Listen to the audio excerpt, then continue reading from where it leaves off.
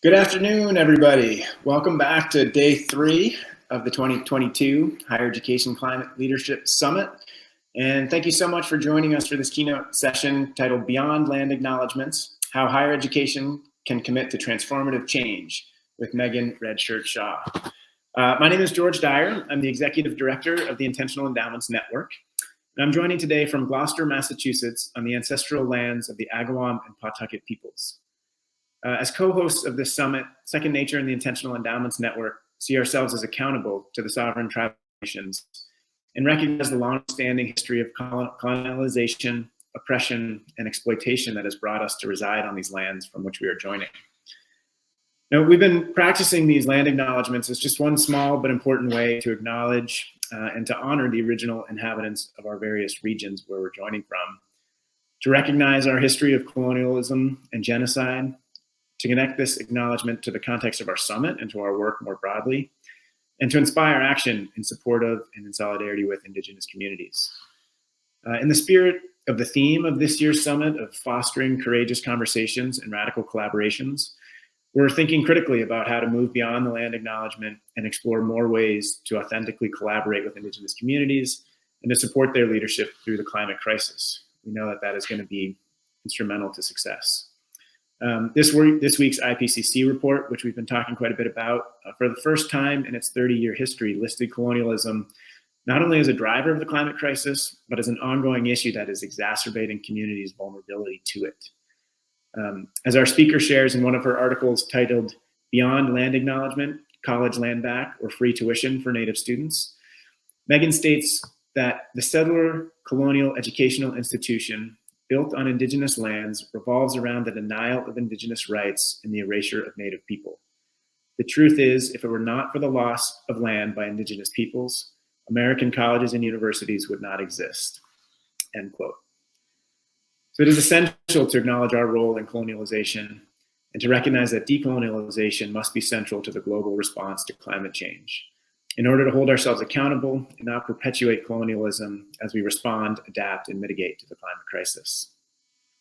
So to speak to this intersection and to how higher education can commit to transformative change, I'm honored to introduce our keynote speaker, Megan Redshirt Shaw.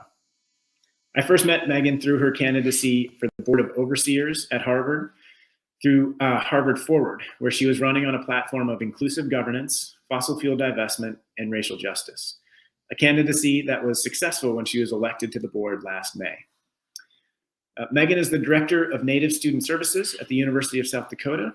She is an inspiring educator, writer, and researcher in higher education. Passionate about Indigenous rights issues, college admissions, and greater Native presence in media and higher education, Megan believes in empowering young people to use their voices for the issues they care about in their communities. She's held positions in undergraduate admissions, college counseling, and student advising at the University of Pennsylvania, Questbridge, Santa Clara University, Albuquerque Academy, and the 7th Gen Summer Program. She is founder of Natives in America, an online literacy publication for Native American, Alaska Native, and Native Hawaiian youth. And she earned her bachelor's from the University of Pennsylvania in English and her master's from the Harvard Graduate School of Education in Higher Education, where she was co-chair of FIERCE, Future Indigenous Educators Resisting Colonial Education. Megan is currently pursuing her PhD in organizational leadership, policy, and development with a focus on higher education and a minor in American Indian Studies at the University of Minnesota. We are honored and so appreciative to have Megan join us today. Megan, thank you so much for your time and for being here, and I will turn it over to you. Thank you, Georges. I'm so excited to be here with all of you today. And this is such a cool platform. I'm really excited that we get to engage with each other. And it sounds like the conference over the last few days has been amazing. So thank you so much for coming to this session. And I'm looking forward to being in conversation together. I will go ahead and share my screen with all of you. And we'll go ahead and get started. So today I am here to visit a little bit about land acknowledgements and thinking about our roles within higher education.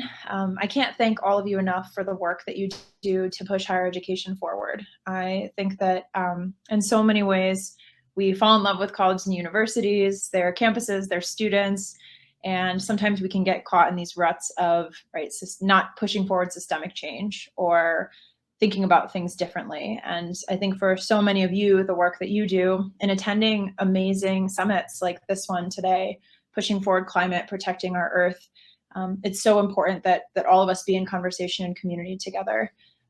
So I first want to just get started by, for us as Native people, it's incredibly important that we thank and honor each other and the work that we do. And so I'm really grateful to the Intentional Endowment Network, George's, Nicole, and then Indigenous communities generally.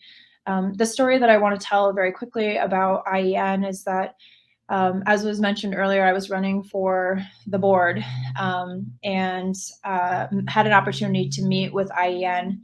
And it was a really powerful and incredible group of people who were all trying to push forward this conversation about climate change and divestment and sustainability. And I couldn't believe that I was in a room full of people who were trying to push this forward, and meeting George and all of the people that were doing this. And so it's a tremendous honor to be here, to be with all of you, because that community was so supportive to us when we were pushing this run forward. If you haven't had an opportunity to look at Harvard Forward or the work that Harvard Forward has done, they've successfully elected 4 petition candidates to the Harvard board over the last 2 years. They're not running anybody this year. But if you are interested in seeing the kind of transformative work that they've done, I really encourage you to take a look at that. I was just sharing with the team that it changed my life. I'm deeply grateful for the work that they do for pushing institutions forward, and they're starting to launch this campaign on a lot of different campuses. So I really encourage you to check out the work that they've done. Shout out to Danielle and Nathan, who created this for us, for those of us that ran and have benefited tremendously from it. I'll forever be grateful to both of them for the opportunity that they gave. So again, thank you so much to all of you for being here today. So I am going to go ahead and just give you a little introduction about myself and the work that I've done in Native communities, and specifically Lakota people. It's really, really important that we introduce ourselves with kinship terms. So many of our languages are really grounded on how we are connected to other people in our life. So for us, my mother is a first language speaker. She teaches Lakota at both Stanford and the University of South Dakota, where I work, which is incredible. The first thing that she does when she is working with her students is she asks them to learn kinship terms. So how they're connected to other people in their life. So for me, I'm a daughter, I'm a sister, I'm an aunt, and I'm also a partner. I'm an enrolled member of the Oglala Sioux tribe, which is located on the western side of South Dakota. I, as a young professional, felt that it was really, really important for me at some chapter in my life to return to South Dakota, where my communities are from, the Ocheti-Shakowee. And it was the best decision that I ever made to come home, to come back to my ancestral homelands. So currently I'm the Director of Native Student Services at the University of South Dakota, located in Vermilion, South Dakota. I sit on the sustainability committee on campus, which has been a tremendous learning experience as well. The graduate students that are pushing that forward, it's amazing to see the work that they do. I'm also a PhD student in organizational leadership, policy and development with an American Indian Studies minor at the University of Minnesota. And for me, it was really, really important for higher education and American Indian Studies to be in conversation with each other in the work that I was doing. I can't separate my identity, being a Native person, from the work that I wanted to do in higher ed. It's followed me everywhere that I've gone. I'm not able to isolate that part of myself from anything that I do day to day. So in my research and in my work, really trying to ground that in the things that I was passionate about, admissions, college counseling, student success, and really allowing students to define success for themselves. I think so often in Western institutions, we push students into a particular box. This is the way that you have to think about success. These are the success strategies that we put forward for you.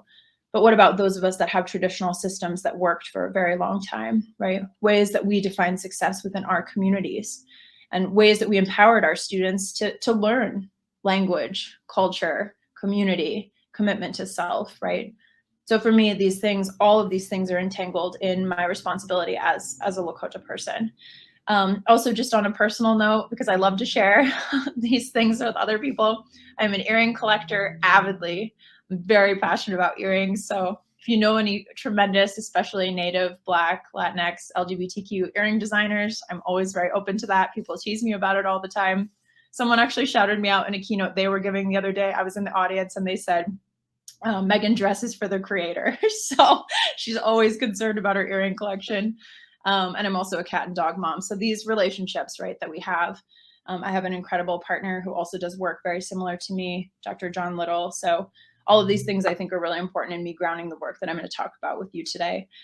This picture is very special to me because the president and provost of USD are following me.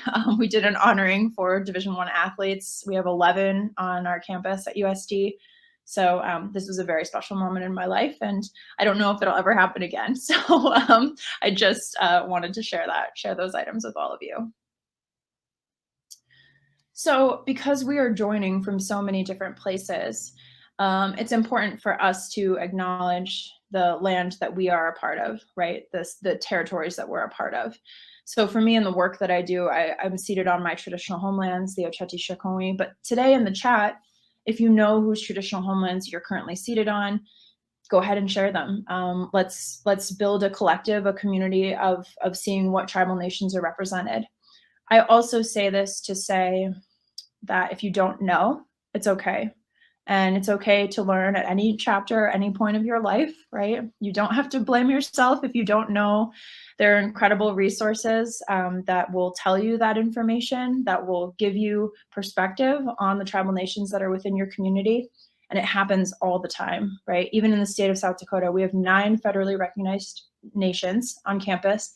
And I so often will encounter students, both Native and non-Native, who could not name all 9 of the tribal nations, right? But we as individuals, we have to start countering that narrative and really thinking about why that is. Why is it that we don't know the tribal nations that are within our area? We can name many, many different countries, right, around the world. But for those of us that are located here in the continental United States, why is it that we can't name the tribal nations that are in our own backyard, the unceded territories that we're on, the federally recognized, state recognized, and non-recognized tribal nations that are here? And how often are we in situations where we're around Native people and we may not even know it, right? I used to encounter that all the time, unfortunately. Very often in my educational experience, I was the only Native person in the room. And finally, I'm in a role where I get to be around Native people all the time. The majority of the people that I'm around are Native, identify as Indigenous. But I've had many situations over my life where people have said, I didn't know that Native people existed. I didn't know that you were still around. And why is that, right? What are the harms that our education systems have caused or created that have created that dynamic of not even knowing that we're still here? We're still strong, incredible nations and people. And how empowering right now to look at the chat, right? All of the people that know the territories that they're on. So within your institution, right, really starting to ask that question of what is the work that's happening around acknowledging land? And what is the language that we're doing to really think about these spaces? So again, I encourage all of you to share where it is that you're tuning in from today. And that's the beauty actually of virtual spaces, right? A lot of times when I come and visit in person, there's usually, people usually know the tribal nations there, but in the chat, you're going to see many different communities, right? Hundreds and hundreds of different tribal nations that are represented within the United States, which is so very exciting. And someone just shared the native land resource.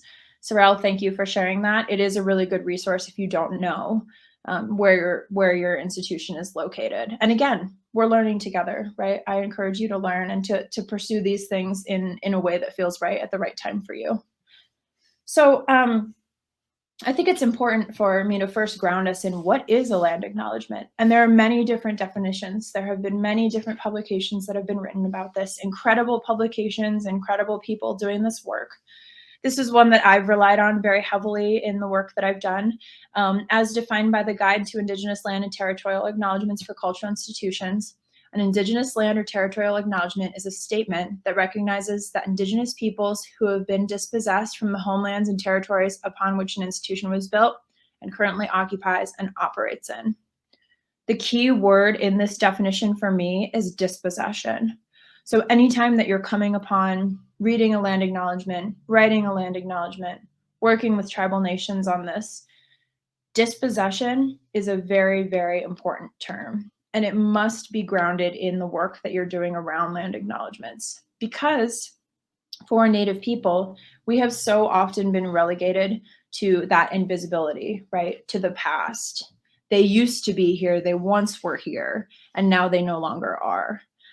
That's not true. We still are here, right? So many of our tribal communities are still operating, and we're in rural communities, we're in urban, we're in suburban, we're walking around downtown. Right now, from you, I currently actually am in visiting the Appalachian State campus in North Carolina. So if anybody is in North Carolina, oh, welcome to Boone, someone's here. My husband is giving a keynote on campus today. So Native people, right, being able to actually connect with one another, figure out who the ancestral homelands are of that particular region, those things are so important. So again, the dispossession concept around when you're doing this work, think about the fact that Native people, this is very, very important to us. It's important for us to still continue to live on in the words that you've written around your land acknowledgement or around your territorial acknowledgement. That is critical. So that's part of the reason why I like this definition so much. There are so many incredible resources that have come out around this. If you've already developed a territorial land acknowledgement, if you already are starting to work on this, even just Googling it, looking at all of the resources that are available, that is tremendous and incredible. So I really encourage you to do the work, to invest the time, and take a look at the different resources that are out there. The other sort of idea around this is that I think that so often we detach ourselves, right, from land. We think about land as property or something that we own, right? We don't own land. That was never central to who we were as Indigenous people. It's become a very westernized concept now, right? The land that I bought, that I built my house on, the land that this institution, right? When you think about your institution expanding in higher education, oh, well, they bought that property and now they're expanding into it, right? These can be very, very violent concepts, especially to Native people who were dispossessed from that land, oftentimes for a very, very small amount of money or no money at all, experienced violence in order to have access to that land in the first place. And so how often do we really think about, like, what is my relationship to land? Earlier, I was trying to adjust the curtain so that the sun wasn't on me.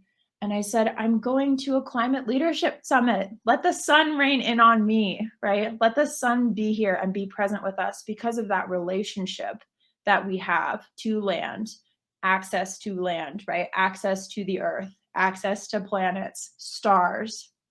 Native people, especially Lakota people, many of our stories are centered around cosmology, right? This idea of the earth and the stars and where we were central to the earth and to the stars.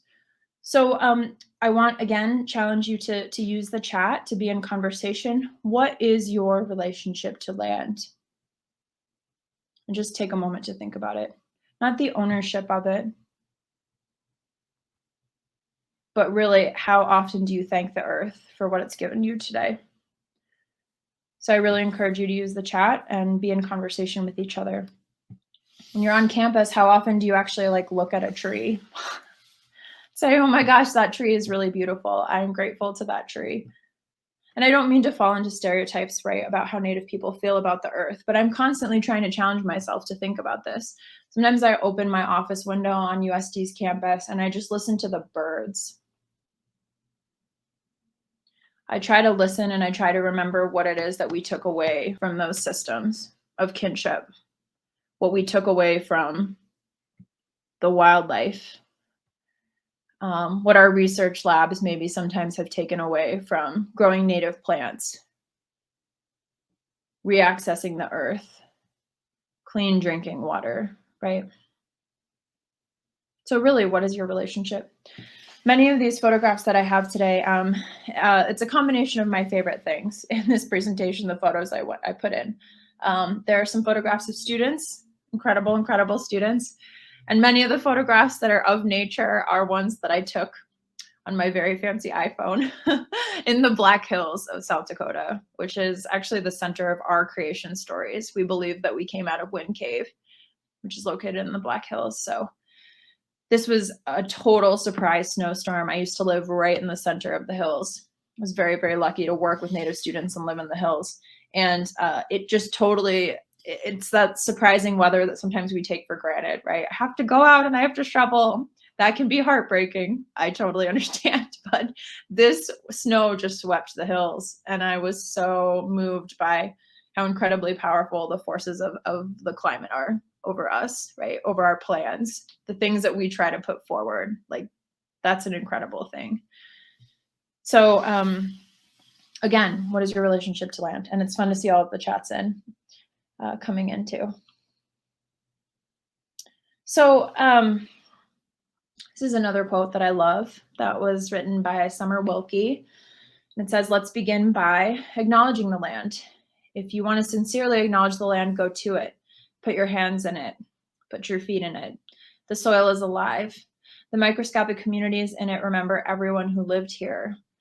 They shaped one another. Go to the forest or to a prairie or a creek. We're lucky to have little green places and public spaces. This is where you acknowledge the land, away from walls and doors and concrete and lawns. I remember reading this and being like, oh my God, we're spending our time writing land acknowledgements while we're sitting in hotel rooms, right? Or we're sitting in our offices and we're not even developing relationships with the space that we're a part of. Like, how powerful would it be to host some sort of a workshop and actually go out and sit out there and feel it and experience it? And that generational impact too, to me, the idea that where I am now in my life, right? Someone was there before, someone that I was maybe related to. We drive down a street. Who's to say that somebody that was generations before us, right, wasn't there? And the earth experienced them and then experiences us. That is the coolest concept in the whole world. That is tremendous. That is what it means to be a good relative to each other, right? To be able to think about the impact that we've had over time to the earth. And it's been in negative ways too, right? We see that in the work that we're trying to do. You have seen that over the last 3 days of being a part of this summit. We are in a crisis. We are not doing the work that we need to be doing, right? To protect the climate for those generations that are coming forward. This group is doing that work. Let me correct myself. But there are many people out there in the world that are not doing the work. They're not realizing that perhaps their ancestors walked the earth. But what about 7 generations ahead of them? What earth are we going to leave for them? So when you're writing a land acknowledgement, when you're creating it and you're doing your research and you're thinking about it, what is the legacy that you want to leave behind with this? And how will things change over time? I think so often in writing land acknowledgements, people think, okay, we've checked the box, right? And now we're done. We've done the work, we've written the words. This is going to be an ever-evolving process for your institution because it's about relationship building, which I'm going to talk about a little bit more as we spend our time together. So sometimes I think in all of our lives, right, something is published or read or we come across an article and it completely rocks your world, like floors you. And I know so many of you know what you're talking about, right? Maybe it's a video or a movie or some sort of representation, right, where you were like, this just blew my mind. And for me, it was this report. And if you have not read it, please read it. It was published right at the beginning of the COVID-19 pandemic, right in the moments of our worst crisis and panic and fear.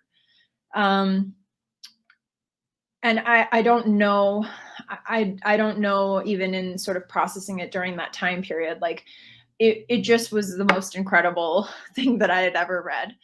And it was about land grant institutions and their relationships to expropriated Indigenous land.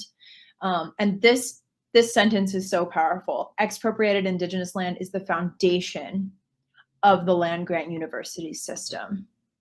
It is the building blocks. Taking Native land for less than it was worth from Native people.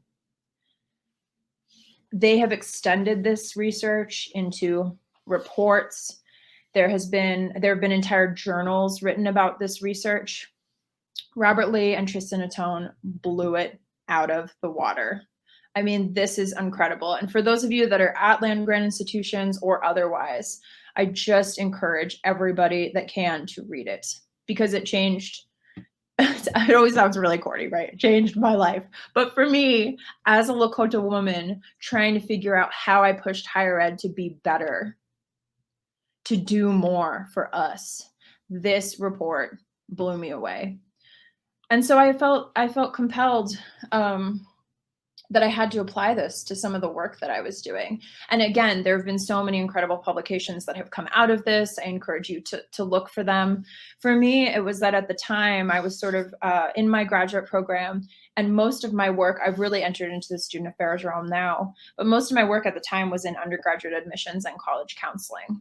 And I was tasked with an opportunity to write a policy brief for this incredible organization, Hack the Gates, which was in partnership with the Rise Center.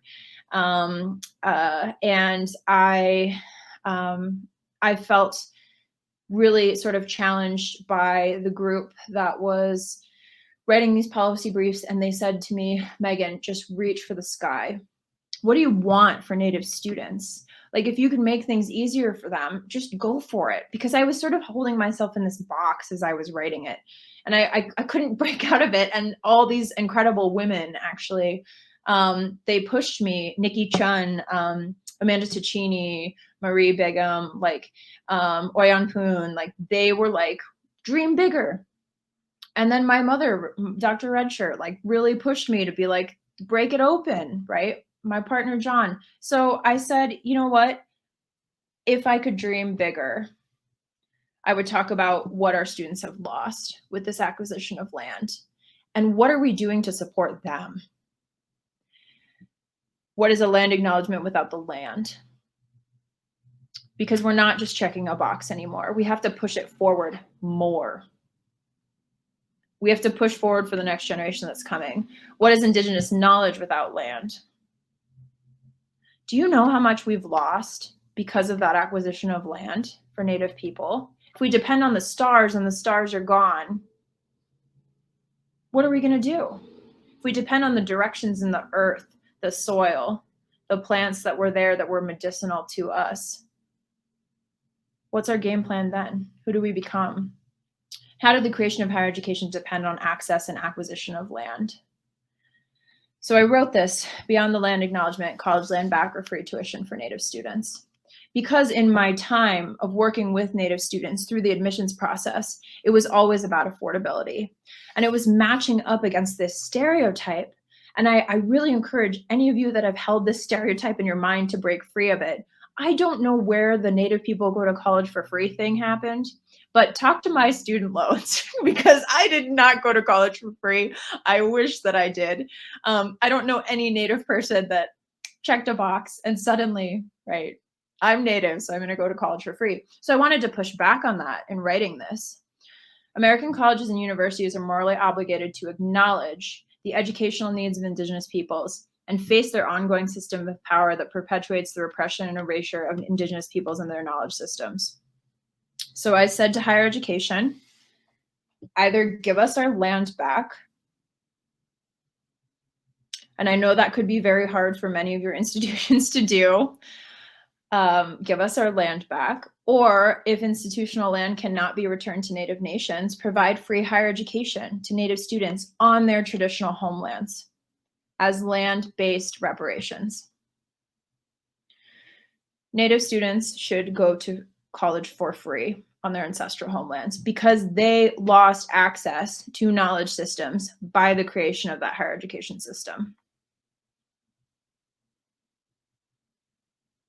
So I put it out there in the world. And it was a tremendous response that I got from people. There are institutions who have now done this. They've created a whole task force, and it's generations of Native people who have done this work, right? I am not the first. I will not be the last. But even being able to see what has come out of this, the University of Minnesota system just made tuition free for all tribal citizens in the state of Minnesota.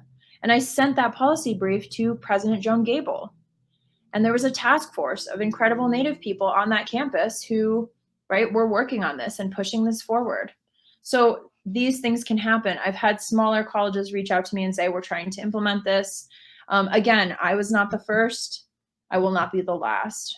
But these are some of the things that I hope that you think about, right, when you are writing a land acknowledgement for your institution, or even thinking about land acknowledgements. You've checked the box, but what's next? What's the next step? What can we do to be bigger, better, stronger, and better allies and advocates alongside Native communities? So I challenge you in your institutions, what is the story around land access? Do you know how the buildings on your campus came to be? We've challenged institutions to think about why buildings are named after problematic people who did horrific things, who owned slaves, who probably were involved in the acquisition of that land in a way that was violent to Native and Black communities, right? What is the story at your institution? Do you know it? Go to your institution's history page. It's probably painted in a very rosy way. We were founded in 1862. But how? What happened at that time? What else was happening in higher education at the time, right? And how has that history been accessible to the public? Like, are people talking about this? Or are we just pushing students in and not really talking about the layers of complexity that have happened? Whose narrative has been privileged? And I know that everybody on this knows the answer to that, right? Whose narrative has been privileged at your institution? And I grew up in undergraduate admissions. My father's worked in undergraduate admissions my entire life. I love admissions. I love college counseling. I love college choice. But even as I run through as an admissions officer, as a college counselor, right? Even as I ran through looking at all of those different histories, where were we? What happened? And who still needs to be brought to the table and discussed, have these discussions with intention, right? About harm and harm reduction and what needs to be the next step forward. There are Native students on your campus. Whether you know it or not, or it's the famed less than 1%, right, in your data, there are Native students on your campus. And it's time for us to really start asking the question of what access did they lose to their own knowledge systems? It's time for us to ask the questions of what profit have institutions made with that access? And what power do those words hold for our students without accountability and without action? I can remember very vividly the first time that I heard a land acknowledgement. I felt seen and I felt excited. But over the years of going to different programs and conferences and events, right, of hearing land acknowledgements, I started to ask myself the question, like so many other Native people and tremendous allies that do this work, but what's next? What's the next thing? We've done this. We can't just check a box and move on, right? We're still here. Our communities need our students to go to higher education if that's what they want to do. We want them to get doctorates. We want them to move to the top if they want that in higher ed. So we need to be committed to doing more for those communities. That is so critically important. So something to circle back around, right, on your own institutions is that so many of our endowments, like you know, depend on land. So how are we challenging our institutions to invest responsibly and sustainably? I know how hard of a mountain this is. And I commend all of you that are doing this work, that are trying to push your institutions to say, no, we need to invest in clean energy, right?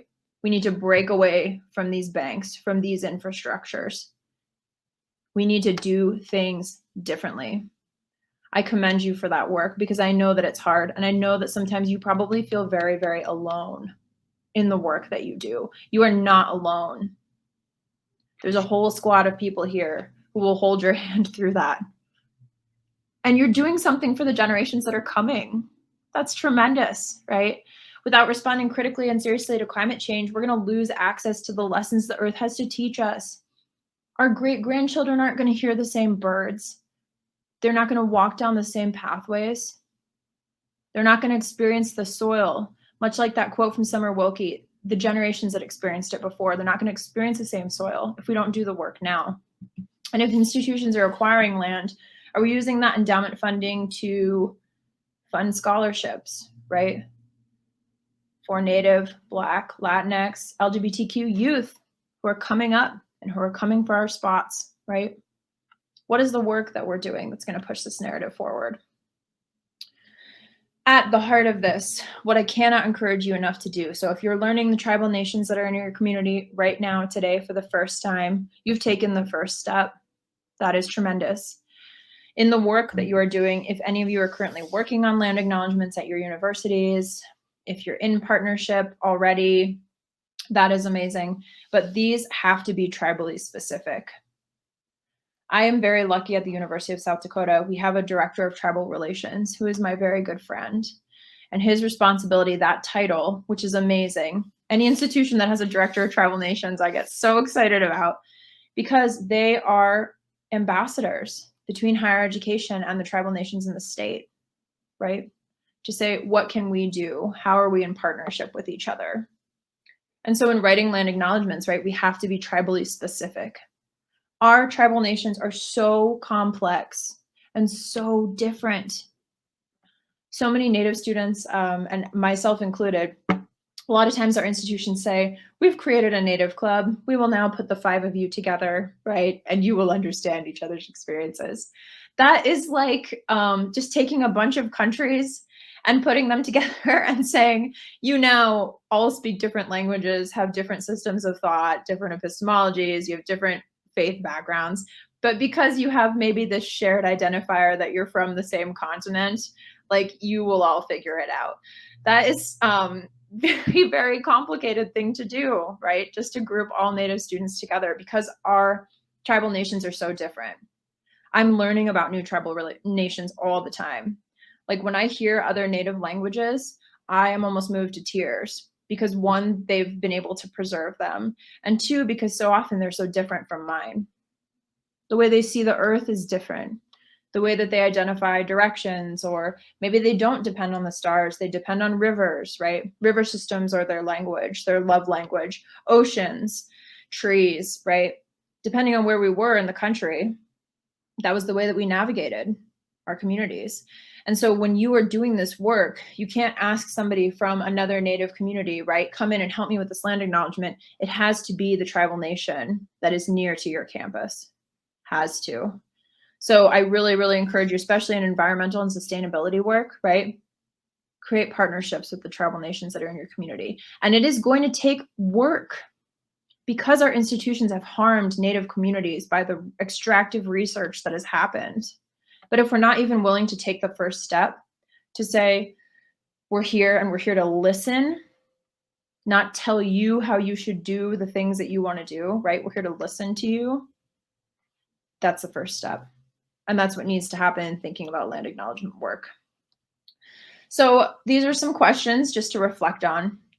Is there a land acknowledgement at your institution? And if you want to, you want to be in conversation about that in the chat too, I encourage you to. Is there a land acknowledgement? How was it written and who was consulted, right? Are there tangible action items that follow the land acknowledgement to challenge the institution and its relationship to Native communities? So once you've drafted that land acknowledgement, it has gone through tribal approval. What's the next step? How are you going to maintain those relationships with tribal communities? And at the heart of this, right, this is not a one sentence, one size fits all. Here's a thing that you plug in, right? Send it around to all your friends at different institutions. We'll just plug in the tribal nation. It has to be a long, multi-draft, working directly with tribal communities, collective and collaborative effort. It must be. And it is okay to acknowledge that in that process, mistakes are going to happen. You might say the wrong thing. People might be frustrated with your institution. And that's okay, right? Sometimes that's a badge that we've chosen to wear. We have chosen to put the sweatshirts on. for our institutions. I take that hit a lot too, right? Working for a colonial Western institution as a Native person. But I feel that my responsibility growing up in higher education, my commitment and my role is that if there are other Native students who want support, they want higher ed, they want that degree to go back into their communities, use the things they learned in Western institutions, and solidify their commitments to their tribal nations through incorporating Indigenous knowledge into the things that they've learned. It is my responsibility to catch them on the other side. I have committed my life to that. And so it's okay, right? Mistakes are going to happen. But being in conversation, that's the first and most important step. So before we sort of move into conclusion and move into Q&A, are you the expert on climate change on your campus? I bet you are. I bet you are one of the few people who is pushing this work forward. You probably know a lot more than the other person standing next to you at the coffee shop on campus, right? Or the person buying a sweatshirt next to you in the bookstore. So what responsibilities does that knowledge come with? Because you've been chosen to do this work, whether self-selected or volun-chosen, which is my favorite term ever, right? You've been chosen to do this work. Why? What are the responsibilities that come with that? What are the difficult conversations that you have to have? And how are you going to push your institution, right, to ask difficult questions? And it may not be this week. It may not be next year. Who's your kinship network? For us in higher ed, right, we really try to build success systems for our students. We try to build kinship and community. And so I know that many of you probably feel alone in this work, but is it Intentional Endowments Network? That's your family? Is it these people that are on this call, right? Who is it? Who's going to help you push this work forward? Because as you probably heard so much this week, we're running out of time. Every time I see that another animal is on the brink of extinction, right? Or we've lost a wild plant that was important, right? It almost brings me to tears. And I know that that happens for so many of you. So how are we going to push it forward? How are we going to do this work? How are we going to allow each other to rest, to tap in and tap out, right? To be kind to one another, that things aren't always going to move on our timeline or the way that we want them to. How do we create that system of kinship support together to save our planet for the generations that are coming? I'll end with a story. And it's been kind of foundational to going to the University of South Dakota, actually. I started in November of 2020 as the director of Native Student Services. So I lead the day-to-day operations of the Native American Cultural Center on campus, we have the oldest cultural center in the state of South Dakota. It's been there since 1988. And we have tremendous alumni, tremendous people that have passed through our doors. It's a role that it's a role that you dream of, right, in your life. And I was walking down the street in our small town, Vermillion, South Dakota, which I love. And there was a portrait in the window of one of the stores, and it was beautiful. And it was a man standing in a field next to his horse. And I really looked at the guy that was painted into this picture, and I said to John, my husband, I said, I think that that's my relative, who was a chief red shirt, 3 generations before me. I said, I think that's him.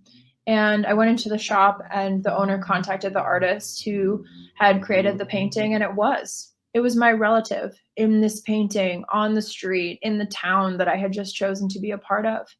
And I almost felt like, right, in the intergenerational work that we do, our relations are always with us. So I marched in there and I bought the painting, and it hangs on my wall in my office to remind me that the work that he did in pushing our systems forward in education created space for me to do the work. and that I will try really hard to push it forward so that maybe in 3 generations, my relation will have a better climate, a better earth, cleaner and stronger than what I had, right, when I was here. So I end with that, and I say that please reach out to me. I love engaging in conversation. And as I shared with the organizers, our annual Wachipi, which is our powwow, it was the 48th this past weekend, is over, which is our pinnacle event of the year. So I am able to be much more responsive to email at this time. But I just want to say, Pilame, thank you so much. I am so honored to be with all of you, and I look forward to being in conversations with our Q&A. So thank you so much.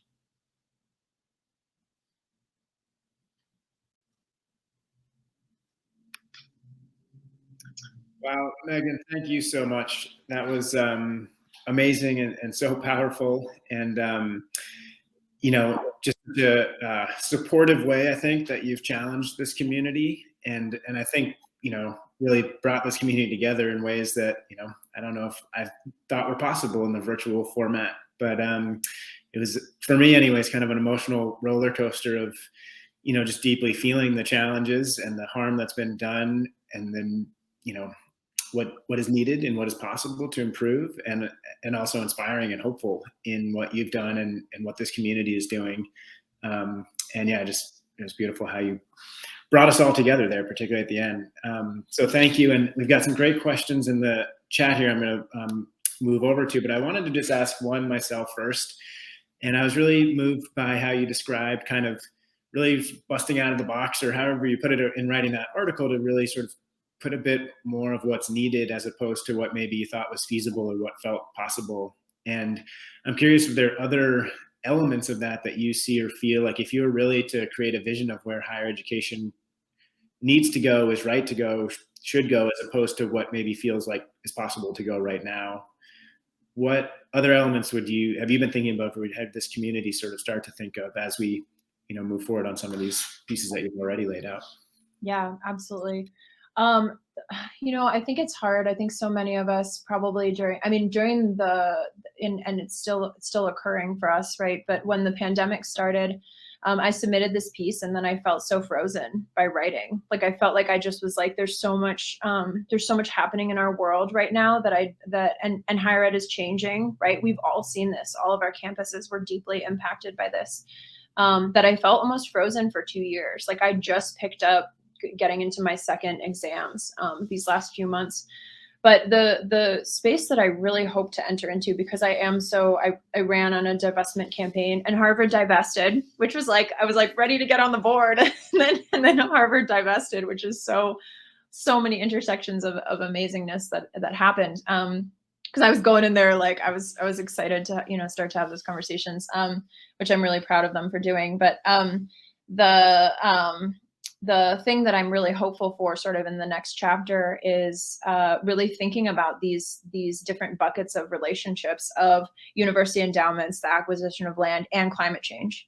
I really would love to sort of move towards research that's focused more on, so there's the acquisition of land, and then how have the decisions that our institutions have made, right, regarding that and choosing not to divest. And so much of that work has already been done, but I'd really like to look at it from like a more collaborative indigenous perspective. And there are a lot of people that are starting to write that research, right? That's already happening. But I really would like to look at it within the state of South Dakota and look at my own tribal communities. And we are very unique. I don't know if anybody's ever been to South Dakota, but we have 900,000 people in our entire state. I mean, we're a humongous state, and we don't even have 1 million people there. So there's a lot of rural industry, a lot of ranching and farming.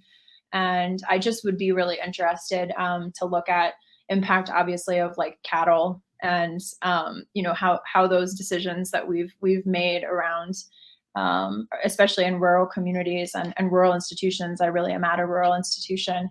I think those relationships together are things that I'm really hoping to explore. It might not make me very popular in the state, but I think that it's an important conversation that we need to start thinking about within our own home communities. That's what I'm hopeful for.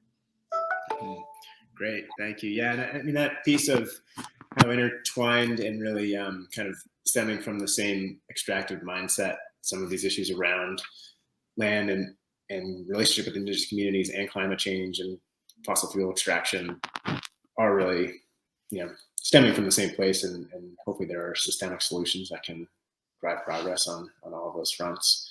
Right, so I'm going to just pull to the sort of most upvoted question here, which comes from Daita from Aishi on how do we do land acknowledgements for virtual events like this one? The conference is open every session with an acknowledgement. How do we improve on this process? How can we move beyond it being another checkbox? That's a great question.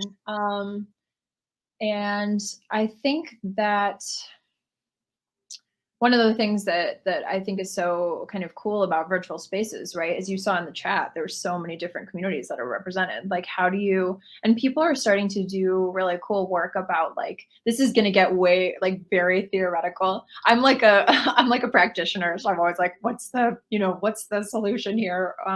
Which I know so many of us that like work in higher ed are, but there's all of sort of this theoretical mapping of like indigenous futures, like virtually, right? Like, what does that look like? And how, because there is such a tremendous network of Native people that are doing work online, like virtual mapping of indigenous communities with like languages, or even for those of you that are active on Twitter, right? There's a whole like incredible world of like Native Twitter, Native TikTok. Like, there's all these people that are doing this work in a virtual space that's not connected to land, but we're doing the work on the land, right? So like, what does that look like? I think for virtual conferences, it's just so important to host spaces, right, where people can genuinely have action-oriented conversations. So we did the land acknowledgement, right? And now we're going to enter into a space where we actually are like having those conversations. I know that you're being very intentional about that. This is this conference is so beautiful and important because I know that the work that all of you are doing is genuine. I can't always say that for virtual conferences or virtual spaces, because I think that a lot of times, unfortunately, we call in sessions or we have a certain set of sessions and we're doing it because we want to check a box, right? And so I think for this space, and I appreciate this question a lot, it's just really pushing people into conversation about the land acknowledgement is not the only Native focus session that we're going to do, right? Or like, this is the beginning, and then how do we wrap it up at the end to say like, what's the next step? Like, what's the next chapter? So I hope that answers your questions. I think there is a really cool and kind of powerful dynamic around like virtual spaces and land acknowledgements, seeing all the different ones in the chat.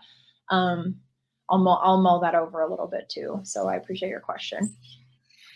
Yeah, no, thank you. It's something we've been thinking and, learning through a lot as well. So definitely appreciate those thoughts and any others. And I was also really struck in your presentation as we're looking forward to going back together in person and getting this community together. As I mentioned in our prep, we'll be at the University of Miami next February for this event, hopefully. But I was struck by your comments that we should find some times to really do some sessions outside too, so we don't have to do all of this in those conference rooms and hotels and on campuses. But another, I think important question here.